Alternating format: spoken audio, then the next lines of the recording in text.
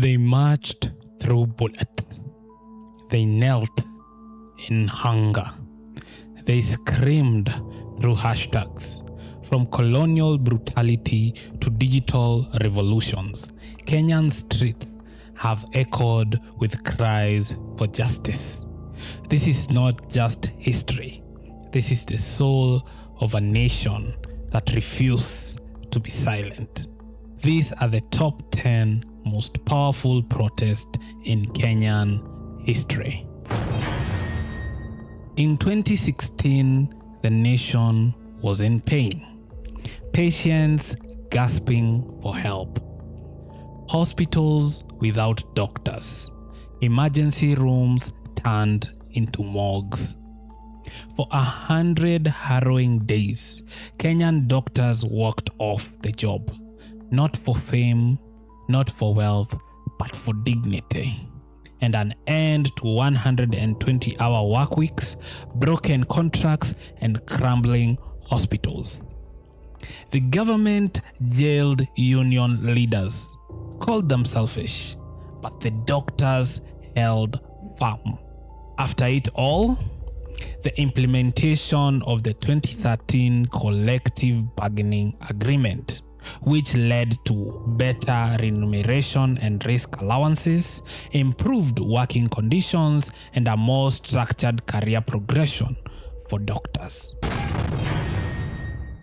June 6th, 2025. In Homa Bay County, Albert Ojwang was arrested. 48 hours later, he was dead. He was just a young, witty, unfiltered Kenyan who made a social media post. Until one night, that voice went silent.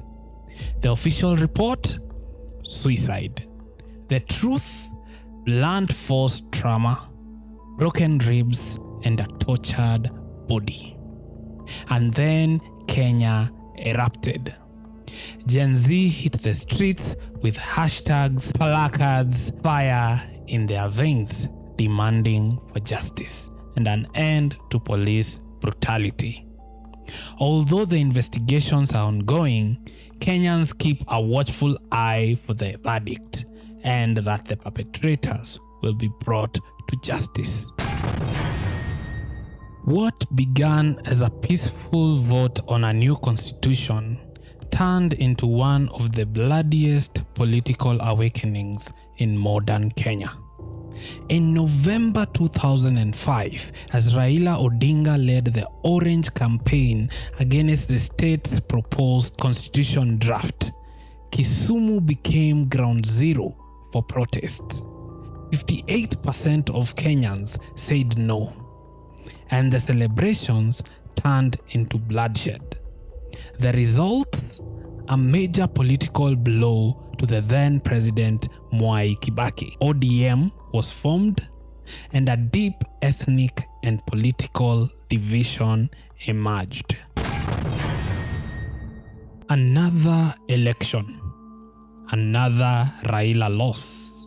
But this time, the country will not accept it quietly. Police stormed Kibera, Mathare, Kisumu, and Dandora, where rubber bullets, tear gas, and live rounds were the order of the day.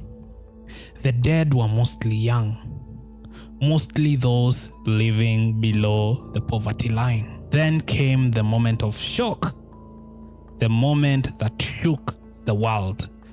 The Supreme Court of Kenya nullified a presidential election, a first in Africa's history.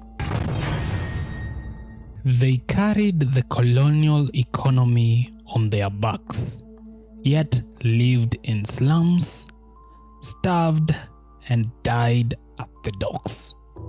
So in March 1950, they laid down their tools and shut down the port.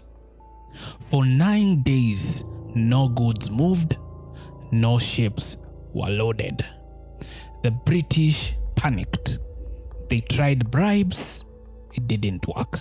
They tried beatings, it didn't work. Nothing worked. Finally, they conceded an immediate raise in salary, the expansion of the representation of the Joint Industrial Council, and better working conditions. History was watching. They were not soldiers. They were not students. They were not politicians. They were mothers. Mothers of sons jailed by Moi's regime. For 11 months in 1992, they camped in Uhuru Park, beaten, stripped, and mocked. But they stayed. They prayed and they starved. And after 11 months, Moi finally blinked, and 51 political prisoners were freed. In April 2009, while politicians bickered and Kenya burned, women came together, not to protest with fists, but with silence. Silence in the bedroom. For 7 days, they refused sex. Even the wives of Raila and Kibaki joined. The world laughed. Kenya didn't.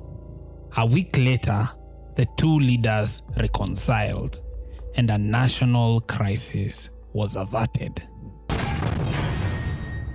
In March 2023, Raila called for maandamano, and Kenyans answered. But this time, the anger wasn't just political. It was essential. It was about survival. The price of unga had doubled. Fuel unaffordable. Lives were being pushed to the edge. Riot police clashed with the protesters almost on a daily basis. By the end, over 100 people were dead and countless more injured. Despite the widespread anger and street-level disruption, the 2023 maandamano in the end had no major reversals in legislation or prosecution for the police violence. They transitioned into talks and committees, but the finance bill of 2023 remained intact, and the demands for justice over the casualties stay unaddressed to date. For years, Kenya was a one-party state. But on July 7th, 1990, the dam burst. People defied bans and poured into the Kamukunji streets to protest. Police responded with bullets and clubs, but the message was unstoppable. By 1991, the Moi regime was forced to legalize multi-party democracy, which led to the ultimate removal of KANU from power in 2002, 10 years later.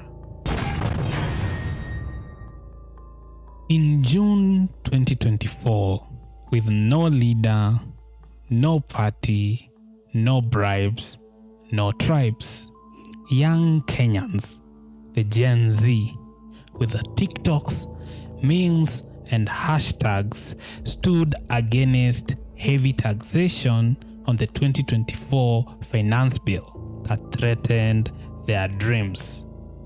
Over 70 died. Parliament was breached and ministers resigned. Ultimately, the president also rejected the 2024 finance bill and apologized. This was more than a protest. It was a revolution with the pixels and on the pavements. These are not just protests. They are chapters of courage, echoes of defiance, proof that the true power of Kenya lies with its people. My name is Legend, and see you in the next one.